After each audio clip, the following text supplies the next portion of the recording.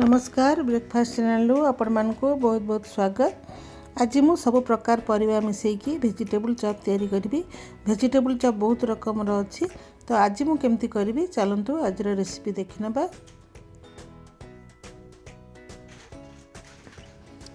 तो vegetable chop तैयारी करा पे मु ए सब परिवा नै जाइछि। देखंतु एठी मु फूलकोबी नैछि, मटर नैछि, गाजर नैछि, बीन्स आ बीट भी नैछि और टिके बॉयल आलू भी नैछि। यदि आपण चाहिए तो खाली बीट गाजर आ सिझा आलू रे भी वेजिटेबल चॉप करि परिबे, किंतु एठी मु सब प्रकार रो परिबा टिके नैछि। तो ताको मु गोटे हुइसिल दे देबी जोटा कि परिबाटा टिके सॉफ्ट हे जिवो।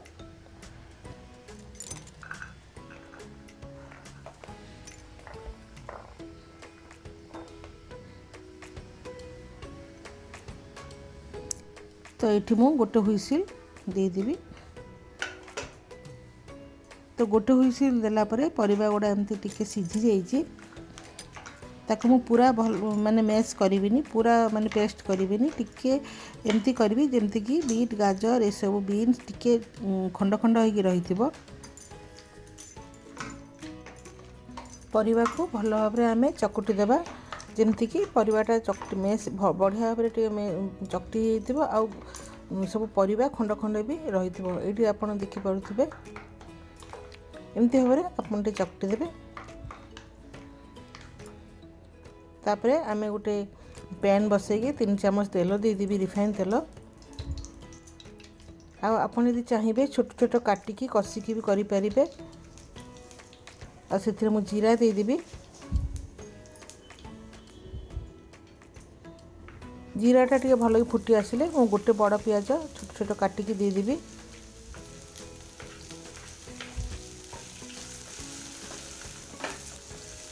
पियाज टिके आमे भाजी देबा, बेसी लाल भी करबानी, टिके सॉफ्ट हे गला परे आमे सेतिरे देखंतु एठी आलू भी मु अछि, आलू भी चकटी देबी। आलू 5टा आलू नैछि, आपण जेति क्वांटिटी रे करिवे सेही अनुसार आपण नेबे। सेथिरे आमे अदा और रसुण पेस्ट 1.5 चम्मच पकई देबी। ये अदा रसुण पेस्ट मु 1.5 चम्मच पकई दीची। ताको भल कि आमे टिके चले देबा बढ़िया कि जेमती तार कंचा स्मेलटा चली जीवो सेमती आमे टिके भाजी देबा।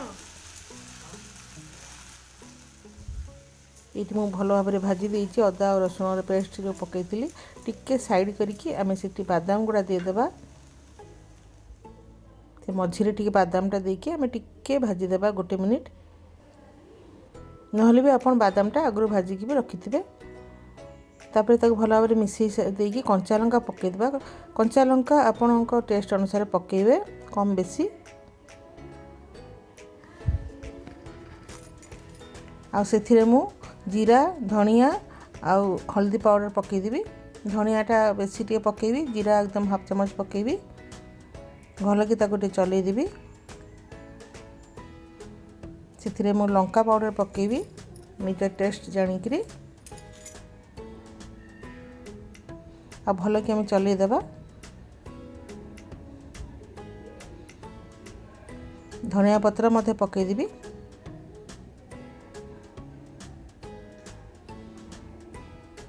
तापरे मु जो वेजिटेबल सब चकटी की रखती से गुड़ा दे देबी। आ भल भाव ताको फ्राई करी टिके सेटा पानी सुखला जाए। जहाँ भी ताको ता देर मॉइस्चर अच्छे सब सेगुड़ा टिके ड्राई हो जिवो। देखंतु ये परिवा गुड़ा गोटा गोटा सब अच्छी। तापरे मु सेठी जो चकटी की रखी आलूटा पकई देबी। आपण काटिकी भी करंतु किंबा एमती चकटिकी भी परिबा को एमती ये करी सिझेकी ताको एमती मैश करी करंतु, टेस्ट सही एका ही आसे आ बढ़िया भी लागे। आ जदि आपण बेसी बीट देबा को चाहुथिबे ताले बेसी भी बीट दे परिबे, जेमती कि दुकान मानकर बहुत लाल देखा जाए, कारण सेटा खाली बीट रे हेइते सेथि पई पूरा लाल देखा जाए। एटा त मु टिके वेजिटेबल भी पकईची सब। तो भल भाबरे ताको हम ड्राई कर देबा।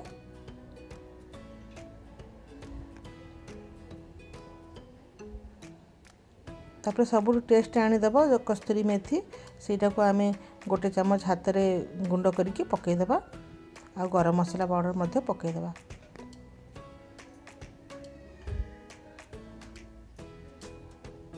तो आप चाहिए करी पाउडर भी ए पकई पारे कि तार टेस्ट अलग हो।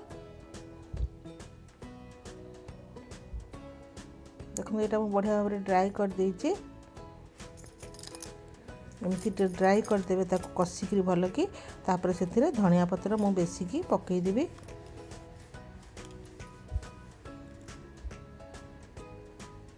आ भल भाव में गोली देवी।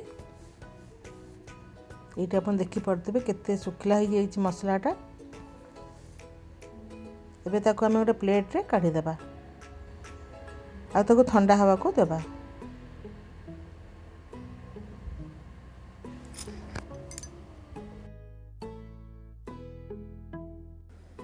एठी मु आलू मसलाटा ये ठंडा करिया को रखी देइछि। पूरा टी ठंडा हो गले आउ टिके सेटा हार्ड हो जिवो। आउ वेजिटेबल चॉप तैयारी करिया को आउ एठी मु गोटे बाउल रे नेइछि 2 चम्मच मैदा आउ 2 चम्मच कॉर्नफ्लोर। ताको मु भल भाव में टिके गोळेई देबी। देखंतु एमती गोळेई देइछि। एमती टिके पानी पानी करके मु गोळेई देइछि। तो ताको आम साइड रखीदेवा। वेजिटेबल चॉप सब आम तैयारी करदेवा।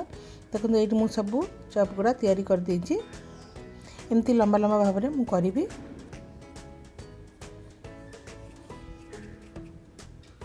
तो ताको एठी मु टिके ब्रेड क्रम रखीछि। तो ताको मु से घोल रे एमती बुड़ेकी आ ब्रेड क्रम रे मु ताको भल भाव में कोटिंग दे देबी।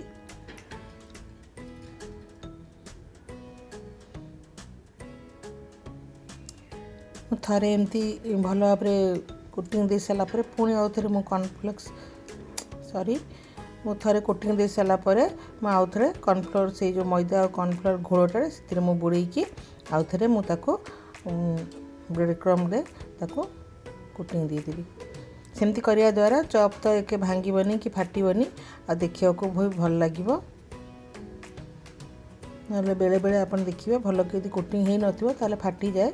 से आप एमती डबल भाव में करदेवे। ये देखंतु मु जेमती कर देइछि आ क्रिस्पी भी बहुत हुए ऊपरटा। तो एमती भाव में हम सब गुड़ा तैयारी करदेवा। ये मु सब गुड़ा तैयारी कर देइछि। तैयारी कर सारिकी ताको आमे 15-20 मिनट टिके अलगा ताको रखीदेवा हवा रे। माने अपन फ्रिज भीतर भी रखी पारिबे। तो आप 15-20 मिनट पर रखला पर सेट हो जिवो। तापर आमे ताको छाणीबा। तो ये मु रिफाइन तेल रे छाणीबी। रिफाइन तेल दे देइछि कड़ाई रे। आ बेसी ठंडा तेल रे भी आपन छाणीबेनी कि बेसी गरम तेल रे छाणीबेनी। मीडियम भल गरम होइतबो छाणीबे। आ बेसी ठंडा कि बेसी गरम तेल रे छाणी देले आ चॉप गुड़ा फाटी जिवो। ये देखंतु मु एमती भाव में तेलटा गरम करछि। आ एबे ताको छाणी देबा।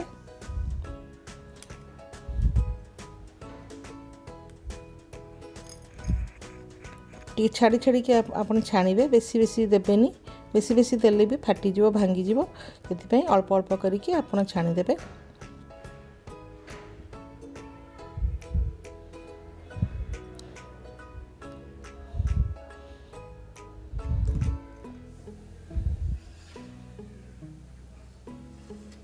भल कि लाल लाल करी आम छाणीदेवा। ये मुझे लाल लाल के छाणी देइछि। देखंतु देखा भी केते बढ़िया है। चॉप भलिया पूरा मार्केट जमती। तो ताको एमे बाहर करदेवा।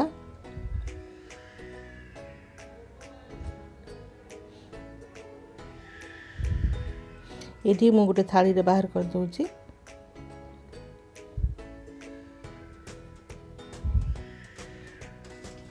तो देखंतु चॉप गुड़ा आमर सब हो गला। एमती भाव में आम सब चॉप गुड़ा छाणीदेवा।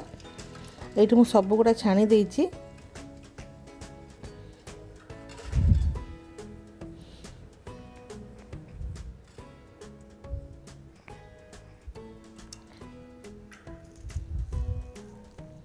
देखंतु मु गोटे खंड करके देखौछि। आउ बाहरटा केते क्रिस्पी होइछि आ भीतरटा तो आपण जाने केते नरम। तो एमती भाव में आपण कले बहुत टेस्टी लगे बढ़िया लगे।